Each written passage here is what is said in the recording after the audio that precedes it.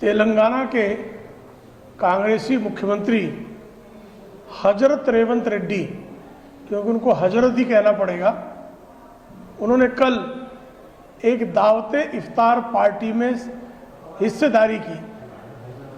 बिना रोजा रखे इफ्तार में शामिल हुए हजरत रेवंत रेड्डी ने असदुद्दीन ओवैसी के साथ मिलकर खजूर खाई।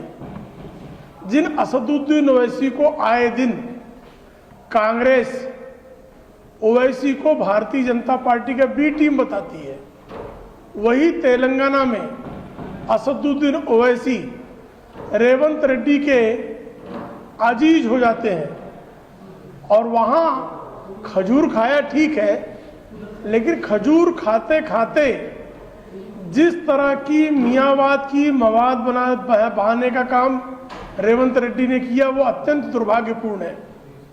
रेवंत रेड्डी कहते हैं कि आपकी दुआओं से देश चल रहा है, आपकी दुआओं से सब कुछ ठीक ठाक है, आपकी दुआएं रहेंगी तो सब कुछ ठीक रहेगा। भाई रेवंत रेड्डी कुछ दिन पहले यही थे जो हिंदू देवी देवताओं का मजाक उड़ा रहे थे। कह रहे थे कि 3 करोड़ हिंदू देवी देवता हैं, जो शराब पीने वाले उनके अलग देवी देवता हैं, जो कुंवारे हैं उनके अलग देवी देवता हैं, जो कुछ देवी देवताओं पर चिकन चढ़ता है। तो हिंदू देवी देवताओं का पग पग पर अपमान करने का कुकृत्य करने वाले रेवंत रेड्डी में मुस्लिम समाज तारणहार दिखाई देता है। उनकी दुआ उनको चाहिए और ये वही यही रेवंत रेड्डी हैं जो कुछ दिन पहले कह रहे थे कि कांग्रेस मतलब मुसलमान, मुसलमान मतलब कांग्रेस। यानी आप जो है मुस्लिम तुष्टीकरण की सारी हदें तोड़ते हुए आप जो है मुसलमानों की दाढ़ी में मक्खन लगा रहे हैं। आप मुसलमानों की दाढ़ी में मक्खन लगाइए, लेकिन हिंदुओं का अपमान करने का, हिंदू देवी देवताओं के प्रति अभद्र शब्दों का इस्तेमाल करने का अधिकार आपको किसने दिया है? इस पर श्रीमान राहुल गांधी को जवाब देना चाहिए कि उनकी पार्टी का मुख्यमंत्री बारंबार हिंदुओं का अपमान और मुसलमानों की दाढ़ी में मक्खन लगाने का जो काम कर रहा है, क्या ये कांग्रेस की आधिकारिक नीति है? या ये क्या वही है जो श्रीमान राहुल गांधी कुछ दिन पहले कह रहे थे कि ये जो है मुसलमानों की पार्टी है? तो श्रीमान राहुल गांधी क्या जो अधिकृत स्टैंड है उसी का विस्तार रेवंत रेड्डी कर रहे हैं। कभी कमलनाथ कहते हैं कि 90% मुसलमानों को कांग्रेस को वोट देना चाहिए, कभी रेवंत रेड्डी उतर जाते हैं। तो ये कांग्रेस की जो तुष्टीकरण की राजनीतिक विकृति जो है, इसका लगातार विस्तार दिखाई दे रहा है। कल की हैदराबाद की इफ्तार पार्टी में इस मियावाद के मवाद को फैलाने का एक और दृश्य पूरे देश ने देखा है और हर हिंदू को अब समझ लेना चाहिए कि कांग्रेस हिंदू द्रोह करने पर आमादा है और ये विशुद्ध रूप से सिर्फ मुसलमानों की दाढ़ी में मक्खन लगाने में ही स्वयं को धन्य पा रहा है। ठीक है, इस पर हाँ ले लीजिए। शॉर्टेज का जो मामला चल रहा है, इसमें सेक्शन में भी ये बोला गया है कि रेस्टोरेंट में इतना ज्यादा क्योर चल रहा है, लोगों के पास बड़े स्टाफिंग के पास एलपीजी ही नहीं है। आप दावा कर रहे हैं कोई दिक्कत नहीं चल रही है?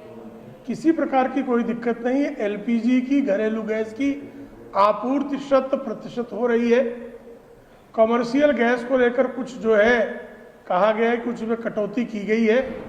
कुछ लोग जमाखोरी और मुनाफाखोरी के चक्कर में कांग्रेस के कुछ पदाधिकारी बाकायदा महाराष्ट्र में और कर्नाटक में जमाखोरी करते हुए पकड़े गए हैं।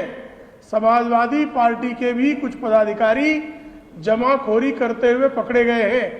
तो कांग्रेस के नेतृत्व में विपक्ष इस देश में अफवाह फैलाकर अराजकता फैलाना चाहता है।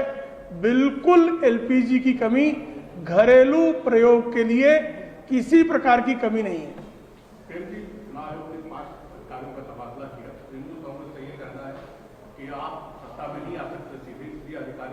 शुरुआत करना है और सत्ता में आने की, ये आप पीछे दरवाजे से आने की कोशिश कर रहे हैं? देखिए, निर्वाचन आयोग का दायित्व है कि निष्पक्ष चुनाव का संपादन कराए। ऐसे में जिन अधिकारियों पर तृणमूल कांग्रेस की ममता बनर्जी की सरकार के दौरान पूरी तरह से तृणमूल कांग्रेस के लिए काम करने का आरोप है, ऐसे अधिकारियों का तबादला करना ये निर्वाचन आयोग की आदर्श आचार संहिता का अंग है। ऐसे में आदर्श आचार संहिता के लागू करने पर भी ममता बनर्जी को क्या पीड़ा हो रही है?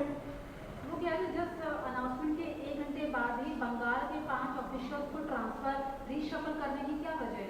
यही वजह है, आदर्श आचार संहिता जो है लागू करने पर निष्पक्ष चुनाव जो संपादित करा सके ऐसे अधिकारियों की ही नियुक्ति करने का दायित्व जो है निर्वाचन आयोग का है। तो निर्वाचन आयोग अपने दायित्व का निर्वाह कर रहा है, इसमें ममता बनर्जी को स्यापा करने की क्या जरूरत है?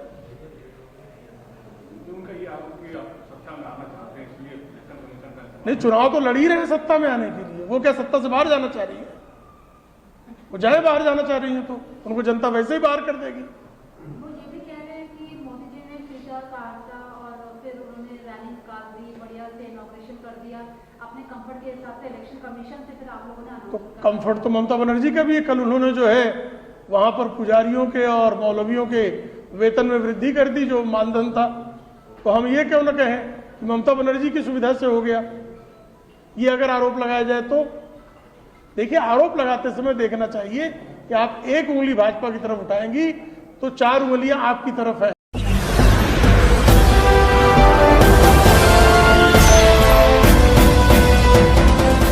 आप देख रहे हैं लाइव न्यूज 99 राष्ट्र सबसे पहले।